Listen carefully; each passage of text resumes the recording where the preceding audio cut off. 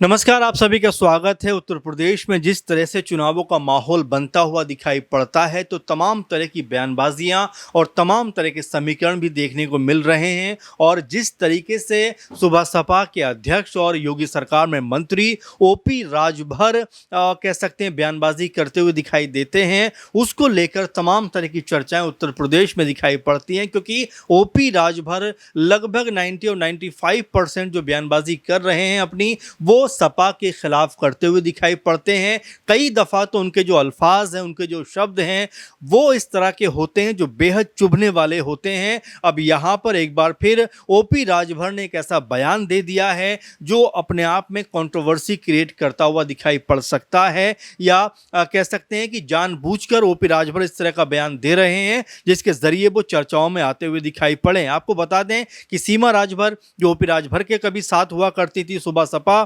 की ही वो नेता थी, वो सपा ज्वाइन कर लेती हैं। और उनको लेकर अब यहाँ पर ओपी राजभर ने जिस तरह के शब्दों का इस्तेमाल किया है, यानी एक जगह पर सीमा राजभर कुछ महिलाओं के साथ में प्रदर्शन कर रही थी और उस प्रदर्शन को लेकर ओपी राजभर ने कहा है कि 8-10 उनके साथ किन्नर थे और वो खुद भी किन्नर की तरह लगती हैं। ये शब्द ओपी राजभर के हैं जो मीडिया से बात करते समय इस तरह के शब्दों का इस्तेमाल करते हैं। अब कई लोग सोशल मीडिया पर पूछते हैं कि बीजेपी जहां एक तरफ महिला सम्मान की बात करती है, महिलाओं को पूरा कह सकते हैं कि उनको इज्जत देने की बात करती है, लेकिन वहीं जब उनके ही सहयोगी दलों के नेता इस तरह की बयानबाजी करते हैं तो आखिर उनके ऊपर कार्रवाई कोई क्यों नहीं होती। ओपी राजभर जिस तरह के बयान देते हैं वो अक्सर चर्चाओं में रहते हैं। आपको याद होगा कि सिर्फ ओपी राजभर इस तरह की बयानबाजी जब बीजेपी के साथ हैं तभी नहीं कर रहे, बल्कि जब सपा के साथ थे 2022 में,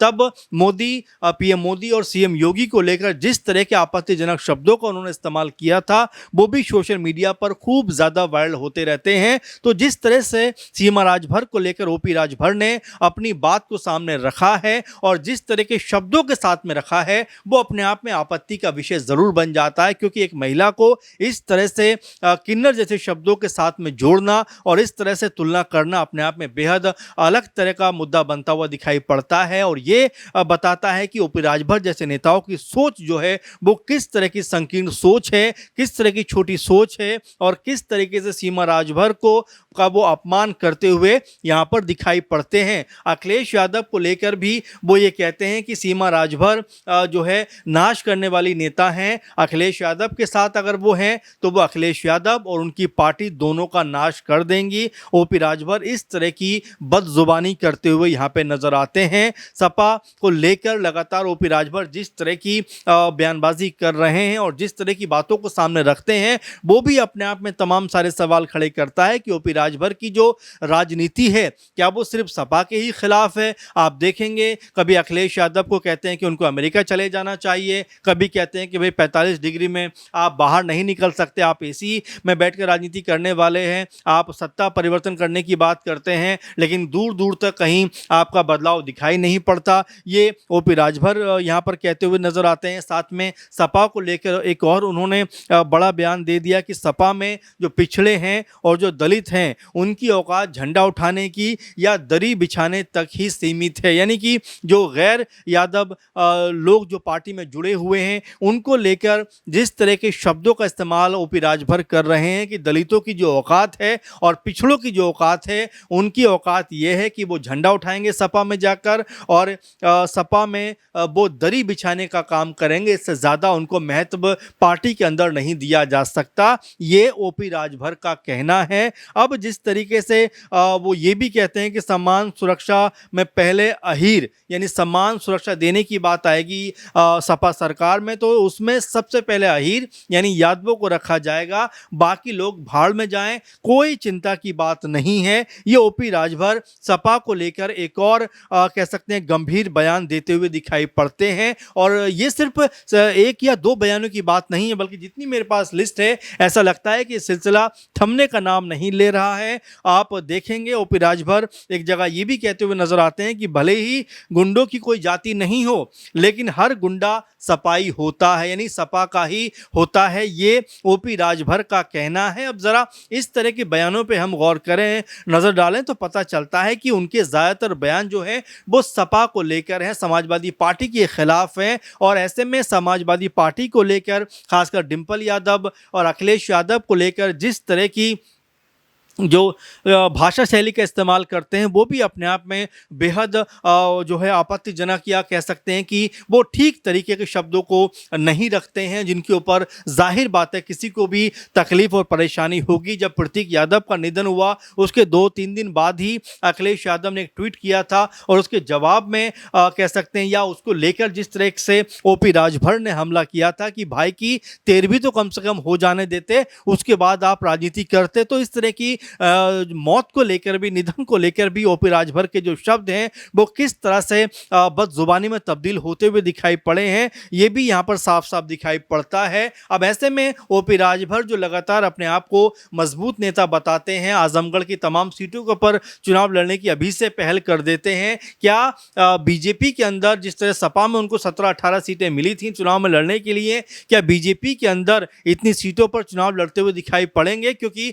जब से बीजेपी पार्टी के अंदर वो गए हैं तो मंत्री तो भले बन गए, लेकिन उसके अलावा उनकी पार्टी को या उनको कोई विशेष फायदा होता हुआ दिखाई नहीं पड़ा। जब उनके बेटे गाजीपुर से चुनाव लड़ते हैं अरविंद राजभर, और उस चुनाव में जब उनकी हार हो जाती है, उसके बाद भी ओपी राजभर कहते हैं कि अब मोदी और योगी का जो मैजिक है वो पूरी तरीके से खत्म हो गया है। यानी वो अपनी ही कह सकते हैं कि जो सत्ताधारी पार्टी है उसके खिलाफ ही जो है ओपी राजभर यहाँ पर अनाप शनाप बयानबाजी करते हुए दिखाई पड़ते हैं। तो मिला जुला कर देखा जा सकता है कि ओपी राजभर की जो बयानबाजी है वो ये दर्शाती है कि वो सिर्फ सपा को ही टारगेट नहीं करते, बल्कि समय समय पर बीजेपी को भी टारगेट कर देते हैं। अब ऐसे में जिस तरह से उन्होंने सपा को लेकर तमाम तरह के मुखर बयान दिए हैं, तमाम तरह के ऐसे बयान दिए हैं जिनसे कंट्रोवर्सी या विवाद उत्पन्न हो सके, उसको देखकर लगता है कि ओपी राजभर शायद अपने आप को इसी तरह से चर्चाओं में लेकर आना चाहते हैं, अपने आप को इसी तरह से तवज्जो में लेकर आना चाहते हैं कि वो सपा के खिलाफ हैं। और हो सकता है इस तरह के बयानों को देखकर बीजेपी उनको ज्यादा सीटें देती हुई नजर आए, इसीलिए शायद वो इस तरह की बयानबाजी करते हैं। इससे पहले बिहार में चुनाव लड़ने की बात कर चुके हैं, कहीं कोई सीट उनको नहीं मिली। दिल्ली में चुनाव लड़ने की बात कर चुके हैं, लेकिन वहां पर भी उनको कोई सीट नहीं मिली। अब ऐसे में ओपी राजभर की जो राजनीति है वो बहुत सीमित दायरे में दिखाई पड़ती है। 5-6 उनके पास विधायक है, उसमें से भी अब्बास अंसारी को लेकर लगभग स्थिति बन रही है कि वो सपा में शामिल हो सकते हैं। और खुद ओपी राजभर भी कहते हैं कि वो मेरे नहीं बल्कि सपा के विधायक है। तो ऐसे में ओपी राजभर की पार्टी अगर इस तरह से भी देखी जाए तो कमजोर होती हुई दिखाई पड़ती है। यहाँ पर चुनावों से पहले ठीक जिस तरह से उनकी जो पार्टी है उसमें से अगर कोई बड़ा लीडर किसी दूसरे दल में जाए तो उसका फायदा और नुकसान अपने आप में होता हुआ दिखाई पड़ता है, लेकिन ओपी राजभर कहते हैं कि भाई उनके आने जाने से हमें कोई फर्क नहीं पड़ता। तो कुल मिला जुला कर देखा जा सकता है कि जिस तरह की बयानबाजी ओपी राजभर कर रहे हैं, क्या वाकई में बीजेपी को खुश करना चाहते हैं, क्या वाकई में बीजेपी से अधिक सीटें लेना चाहते हैं, इसलिए ही इस तरह की अनाप शनाप बयानबाजी कर रहे हैं, या इसके पीछे मकसद कुछ और है, ये जो है अपने आप में बिल्कुल विचार का विषय हो सकता है। और खासकर सपा की तरफ से जो लगातार ओपी राजभर के बयानों पर पलटवार तो कर रही है, लेकिन जिस तरह से ओपी राजभर ने एक महिला नेता के लिए जिस तरह से आपत्तिजनक शब्दों का इस्तेमाल किया है और किन्नर से उनकी तुलना की है, उसको लेकर अपने आप में सोशल मीडिया पर उनके खिलाफ एक माहौल बनता हुआ दिखाई पड़ता है। कई लोग ये कहते हुए नजर आ रहे हैं कि भाई ओपी राजभर को महिलाओं का सम्मान करना नहीं आता, इसीलिए वो इस तरह के शब्दों का इस्तेमाल कर रहे हैं। अब आप इसको लेकर क्या सोचते हैं, क्या समझते हैं कि क्या वाकई ओपी राजभर जैसे नेताओं को सीमा राजभर जैसी महिला नेता के खिलाफ इस तरह के शब्दों का इस्तेमाल करना चाहिए, इस तरह की बयानबाजी करनी चाहिए? उनकी राजनीति को आप किस तरह से देखते हैं? और साथ में आने वाले दिनों में क्या समाजवादी पार्टी कोई बड़ा जो पलटवार है इसके ऊपर करती हुई दिखाई पड़ेगी? अपनी राय और अपना कमेंट जरूर भेजिए। फिलहाल के प्रोग्राम में बस इतना ही। आप लगातार बने रहें। धन्यवाद।